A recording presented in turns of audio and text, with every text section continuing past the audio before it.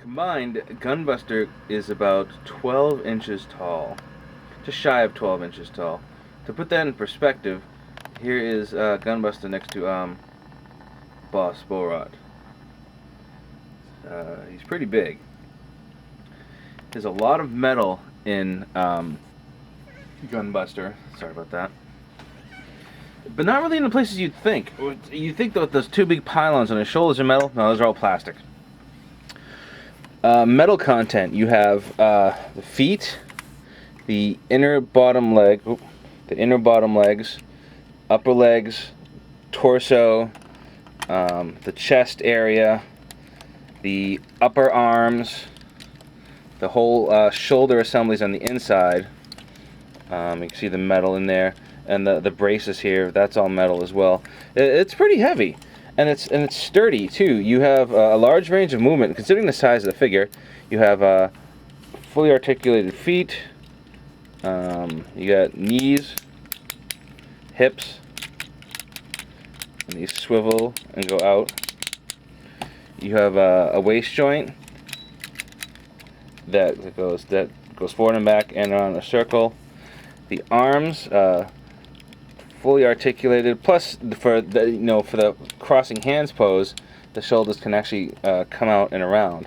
So once again, that's pretty cool. You wouldn't think that the toy this complicated would still be able to move that well.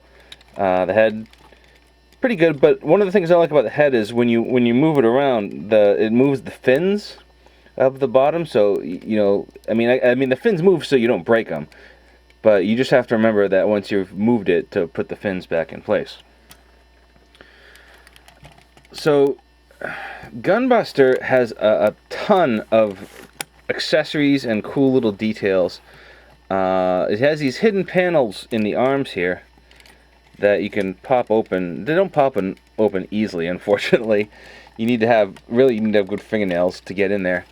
But once you get in, you can see you have a little secret compartment that you can store a miniature axe and a bat in. And the bat obviously is supposed to be the full-size bat. If I can get it out. One of the cool things about this little bat is it has a telescoping handle. So you can have the illusion that the bat is stored in here, but you will really get the full-size bat when you want to kick some butt. Same thing with the hatchet. I mean, the little hatchet looks weird in the hand. The other thing has a storage compartment for the cape. Now, I'll tell you about the cape. It's cool, but it doesn't really work that great. I mean, it looks cool when it's out, but it's supposed to fold in and store into the compartment. And while you can fit it in the compartment, you got this little, here's the end of the cape piece, this little tab. What happens is you put the tab in, like so, and you close the door, and what happens is the door just doesn't want to close all the way. So while you could stash the whole cape in there, the door won't close all the way, at least not on mine. So maybe yours will. It's not a big loss. I mean, the cape is cool, and it's cool to pose, but you don't need to store it in there. Just take it out and put it in the box or something. Ton of cool accessories that come with Gunbuster, and I'll give you a quick walkthrough of them. First is you got these axes. You got two cool axes that are very reminiscent of Getter Robo's tomahawks, I guess. And you got a little connector piece, and this piece is metal. Oh. I should mention that the transformable feet are not as sturdy as the regular feet. Okay, good. So, and I probably shouldn't lean on the backdrop when I'm doing this. You can just basically plug them in, and you have cool double tomahawk. Okay, double tomahawk, nice. Another thing that you have that's neat is you have these extra hands. I mean, you have a lot of extra hands, but these are like missile hands. What's cool about them is if you can see the fingers, there's a little lever here, and the little missile tips come out. And they slide back in when you're done. I thought that was a neat touch. Let me show you the process of changing hands. It's kind of a pain. No, not a pain, but if you don't do it the right way, you could pop this ring off. And the ring does pop back on, but putting a fist on, you really just want to brace the back of the arm, collapse the whole arm, and pop it in. And then pull it back out again until it snaps.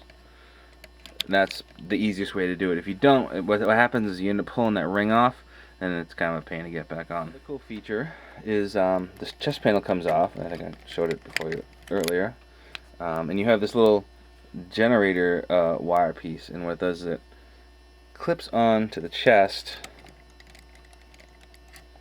and so you have to do it right, but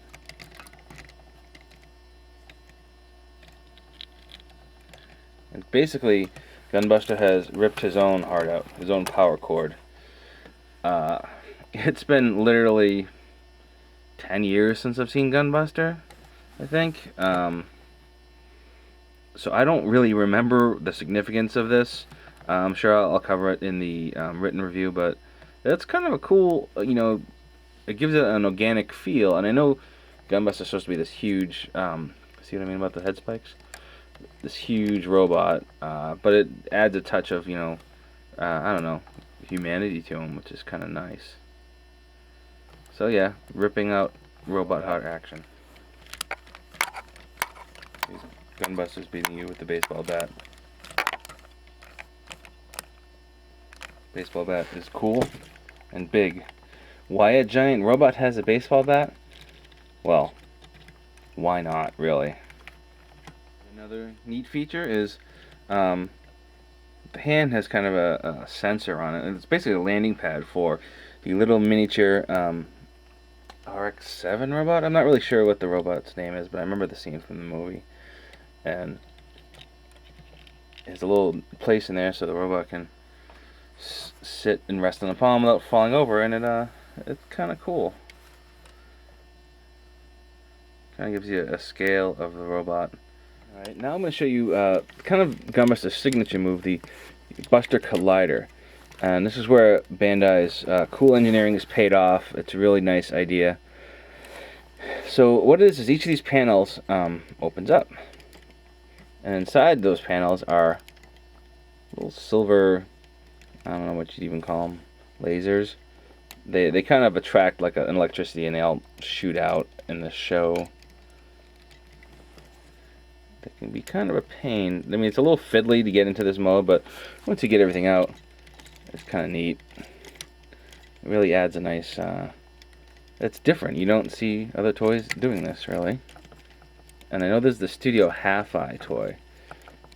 And I think the Studio Half-Eye one is nice, but comparatively speaking, for what you get for the price, you know, I would not spend that kind of money on this. You know, I mean, what you get for this toy is really cool.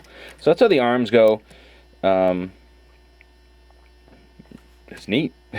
The legs are a little different how they go, and we'll go down to that now. The problem is the legs are so close together. You have to kind of make room for all the sections with each other's legs, so they kind of like run into each other, I guess. I'll show you this from the bottom so you get an idea what you're looking at. Also note that I put on the normal feet. They're not the transforming feet. Just they're sturdier.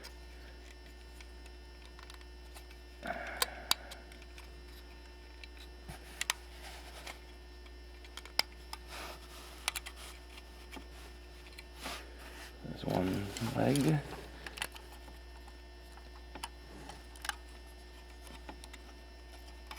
I'm sure there's a way to do this without making them all hit each other, but I've only had it for a couple days, so I haven't figured it out yet.